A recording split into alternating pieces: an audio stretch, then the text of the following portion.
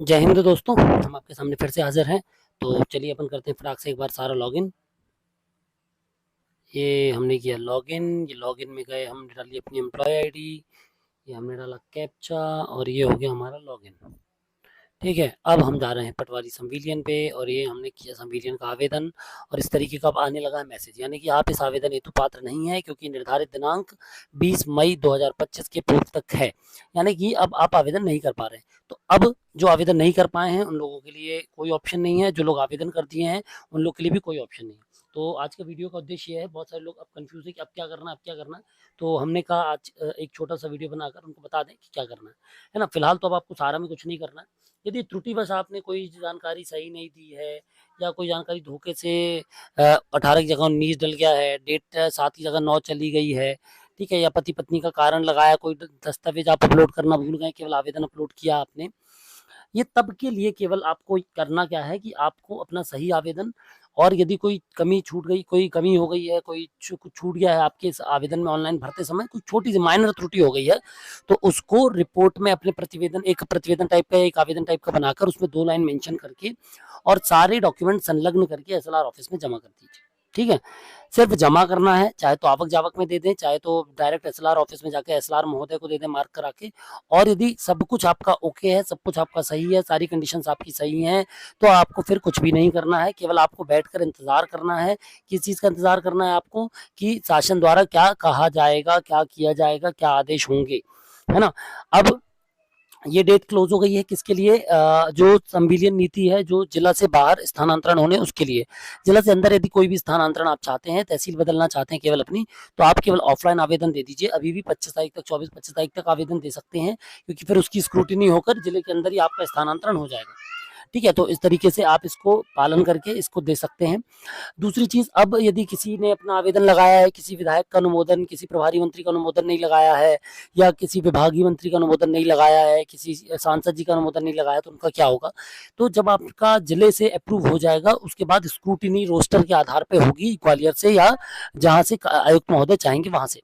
ठीक है, जिला स्तर से कोई कार्रवाई नहीं होनी। जिला स्तर से केवल आपके आवेदन की जांच करके, आपके लगाए हुए दस्तावेजों को सत्यापन करके केवल उसको आगे बढ़ा दिया जाएगा आयुक्त के प्रति। ठीक है, तो यदि आपका कुछ छूट गया है, कुछ रह गया है, तो आप उसको सुधरवा तो नहीं सकते हैं, क्योंकि सुधारवाने का कोई ऑप्शन नहीं आ रहा है।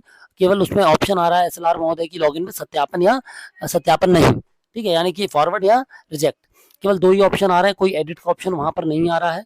तो यदि आपका कोई ऑफलाइन डेटा, मतलब कोई ऑनलाइन डेटा आप अधूरा रह गया है, तो आप उसको ऑनलाइन भेज सकते, ऑफलाइन भेज सकते हैं महोदय को सत्यापन के लिए। क्योंकि यदि जिला स्तर से सत्यापन आपका हो जाएगा, तो केवल रोस्टर के आधार पे आपका जो आवेदन है वो स्वीकार हो जाएगा।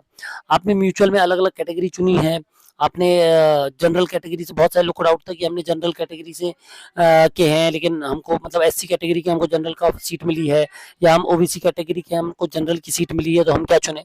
तो उस समय सीधा सीधा लिखा हुआ था सेवा में चयन का वर्ग।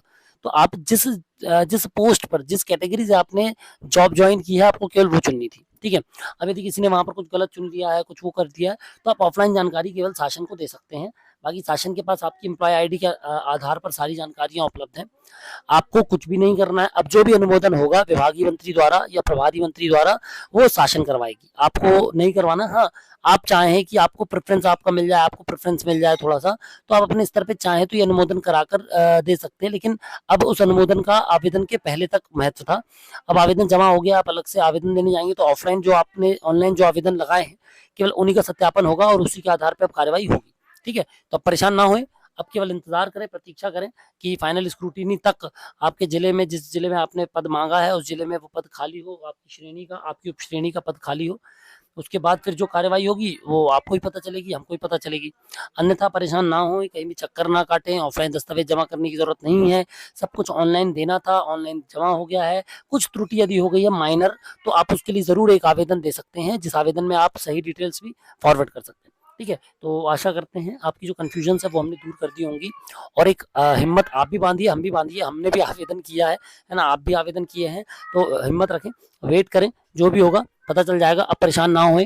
ठीक है, और एक चीज़ और है कि जिन लोगों ने एक ही मेरा सुझाव है बाकी लोगों से भी, जिनके पास हल्का नहीं है या जो लीव पर चलते हैं, बीच बीच में सारा की आईडी को ओपन करते रहें, क्योंकि काफ़ी लंबे समय तक सारा की आईडी ओपन नहीं करने से सारा की आईडी ब्लॉक हो जाती है। है ना? तो इस बार काफ़ी लोगों को परेशान होना पड़ा है कि यदि हमारी आईडी नहीं है, हमारे पास हल्का नहीं है, तो हम आवेदन नहीं कर पा रहे थे। ठीक है? तो इस तरीके की समस्याओं से बचने के लिए बीच-बीच में अपनी सारा की आईडी को चालू करके देखते रहें। फ़ोन में, गूगल में, क्रोम में, मोज़िला में पासवर्ड सेव करके रख लें और हफ़्ते 15 दिन में एक बार जब आपने गूगल खोला, है ना? या लैपटॉप खोला कुछ भी काम करने के लिए, तो एक बार लॉगिन कर लिया सारा का। इससे सारे की आईडी आपकी हमेशा एक्टिवेट रहेगी। और यदि आपको कोई अब तकनीकी समस्या हो, तो आप हमको ज़रूर बताइए। जल्दी हम आपको बताएँगे कि एग्री सेंसस फेज़ 2 का काम कैसे करना है। ठीक है? फिर मिलते हैं अगली वीडियो में, तब तक जय हिंद।